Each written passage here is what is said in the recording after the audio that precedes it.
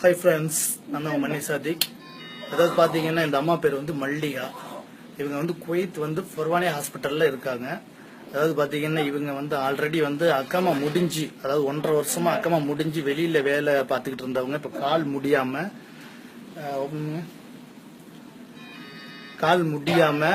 வீங்கி போய் வந்து இங்கே வந்து ஃபர்வானியா ஹாஸ்பிட்டலில் இருக்காங்க. இங்கே இவங்களுக்கு கவனிக்கிறதுக்கு ஆள் இல்லை, சொந்த பந்தம் எதுவும் கிடையாது. ஏஜென்சிக்காரனும் கை விட்டுட்டான். சரியா, இப்ப எங்க போறதுன்னு தெரியாம இவங்க வந்து இங்க இருக்காங்க. இந்த ஹாஸ்பிட்டல்ல வந்து இவங்களுக்கு வந்து 105 தினார் வந்து இப்ப வந்து ஃபீஸ் போட்டிருக்காங்க.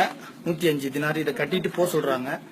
ஆனா இவங்க முடியல, காலும் முடியல, ரத்தம் கட்டி இருக்கு, வெளியிலயும் போக முடியாது, வெளியில எங்க போறதுன்னு தெரியாம உட்கார்ந்துருக்காங்க.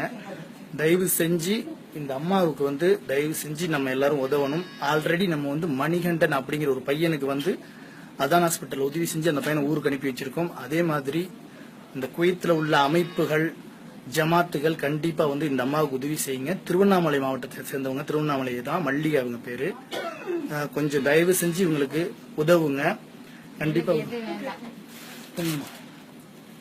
இவங்க வந்து சொத்து பார்த்து எதுவும் தேவை, நல்லபடியா கொயிட்டு விட்டு அனுப்பிச்சு விட்டீங்கன்னா போதேப்பா, உங்களுக்கு தருமா போதும். அதாவது பாத்தீங்கன்னா இந்த அம்மாவுடைய போன் நம்பர் வந்து பாத்தீங்கன்னா 97606178.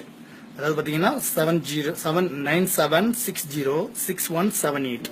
இந்த அம்மாவுடைய நம்பர் கையில போன் இருக்கு. பர்வானியாவுல என்ட்ரன்ஸ்ல வந்ததுக்கு அப்புறம், எமர்ஜென்சி வார்டு என்ட்ரன்ஸ்ல வந்ததுக்கு அப்புறம் ஃபர்ஸ்ட் ஃப்ளோர் லெப்ட்ல வந்தீங்கன்னா ஃபர்ஸ்ட் ஃப்ளோர்ல வந்து 17வது வார்டு பெண்கள் வார்டுல இவங்க வந்து 12வது ரூம்ல இருக்காங்க. 17வது வார்டு 12வது ரூம். தயவு செஞ்சு பார்க்கக்கூடிய நண்பர்கள் வந்து இவங்களுக்கு ஹெல்ப் பண்ணுங்க. நானும் இவங்களை வந்து அடிக்கடி பார்த்துக்குவேன்.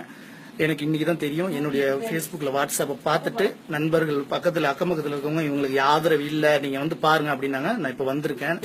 கண்டிப்பா இந்த அம்மாவுக்கு உதவி செஞ்சு நம்ம வந்து ஊருக்கு அனுப்பியே ஆகணும். என் மேல உள்ள அன்புல கண்டிப்பா எத்தனையோ பேர் உதவி செஞ்சீங்க அந்த பையனுக்கு, மணிகண்டனுக்கு. அதே மாதிரி இந்த அம்மா வயசான அம்மா, வழி தெரியாம உட்கார்ந்துருக்காங்க. கண்டிப்பா உதவணும். மனிதநேயம் என்னைக்குமே வாழும் அப்படிங்கிற நம்பிக்கையோட மண்ணை சாதிக். அம்மா நீங்க சொல்லுங்க, ஏதாவது பேசணும்னா சொல்லுங்க. அதேதான்மா, என்ன ஊருக்கு நாட்டுக்கு தான் அனுப்பிவிடணும். எனக்கு எதுவும் தேவையில்லை, நீங்க கொடுக்க வேண்டாம். என்ன நல்லபடியா ஏர்போர்ட்டுக்கு அனுப்பிவிட்டீங்கன்னா போதும். பாருங்கம்மா, அவங்க வந்து ஹாஸ்பிட்டல்ல இருக்காங்க, கவனிக்கிறதுக்கு ஆளு கிடையாது, ஒண்ணுமே இல்ல, பாத்துக்கிறதுக்கு கூட ஆள் இல்ல. 25 நாளா இருக்கீங்களா? 25 நாளா இருக்காங்க. இவங்களுடைய பிரச்சனை என்னன்னு கேட்டீங்கன்னா, பத்தாக்கா முடிஞ்சு ஏஜென்சிக்கார கைவிட்டுட்டான். பத்தாக்கா முடிஞ்சு வந்து 1.5 வருஷமா பத்தாக்கா முடிஞ்சு இவங்க வந்து வெளியில வந்து வேலை பார்த்திருக்காங்க. முடியாத சூழ்நிலை, வயசு 50ஆகுது. இப்ப பாக்குறதுக்கும் ஆள் இல்ல, இவங்களுக்கு போறதுக்கும் இடம் இல்ல.